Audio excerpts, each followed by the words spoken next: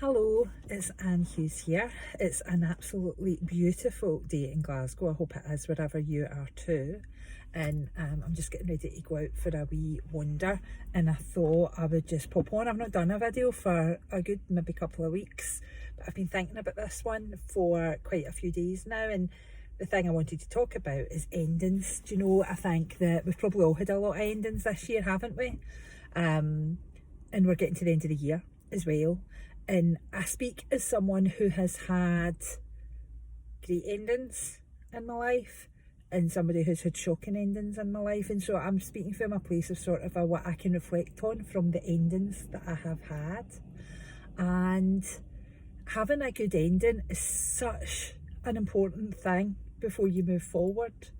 And you know, I remember having a wee quote that I put up saying that endings are the wrapping paper in new beginnings, because nothing new ever started before something had ended. You know, it's like new beginnings always follow endings. So when things come to an end, then I always reflect, right, well, I wonder what's next.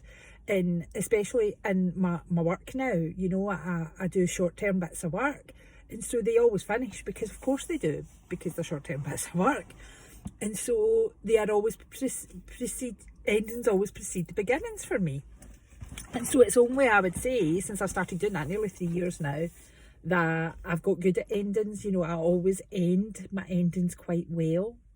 I like to have that final, like, leave the doors open, because I never know when they maybe want me back, or when I maybe want to go back, or when I want an introduction or something.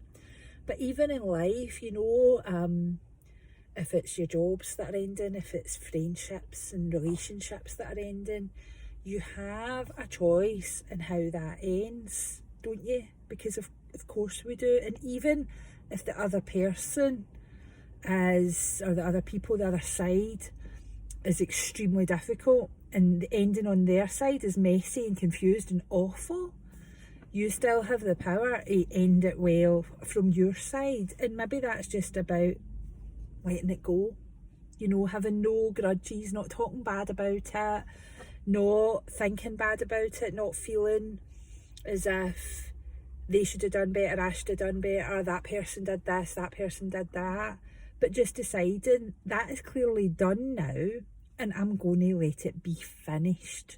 Because the alternative option is that things end and they forever remain in our thoughts, you know, and they forever remain regrets and things unsaid, and I can reflect on that. I can definitely reflect on that.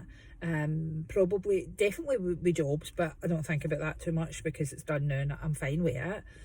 With some friendships, I think they could have ended better, and you know, I don't think about it too much, but I do probably have a sense of regret around it. I wish that had ended differently, and if there was a chance to revisit it, then maybe I would revisit it. But I think it's just to have that knowledge as things come to an end. Given this year has been shocking really for everybody, apart from maybe if you make PPE, do you know what I mean? I think you're probably doing all right, or if you're Jeff Bezos, obviously Amazon's doing great. But for most people, we're all glad to see the end of this year, 100% we are. But my advice is start to think about what you're going to just let go, and don't take all your anger and your regret and your, you know, frustration of 2020, don't let it just completely invade 2021. You know, don't let your anger with your last boss invade your next opportunity. Don't let your anger with your last relationship spoil the next relationship by thinking the person's going to behave the same and taking all that shit with you. And just to be aware that when things end, they are always followed by new beginnings, because of course they are. Because something always happens next. Sorry. Something always happens next. I mean, whenever did nothing happen next? It's like a ridiculous notion. Do you know what I mean? Something always happens next.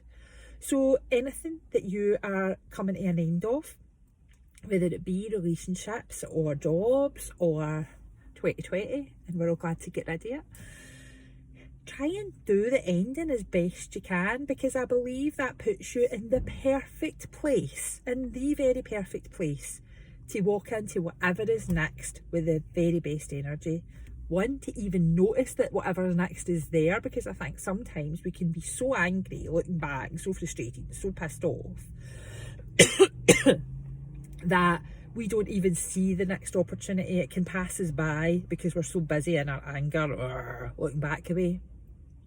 So do endings well, try and do endings well. And if I'm not, if I'm not clear enough here, shove a wee comment in and I will try and keep let's try and keep the conversation going.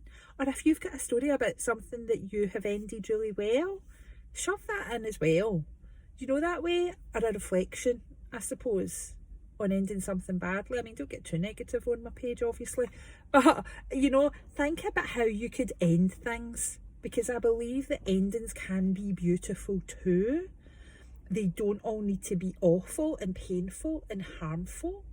And I think it puts us in the very best place for new beginnings. So I'm wishing you all lots of wonderful new beginnings, and I'll speak to you soon. Bye.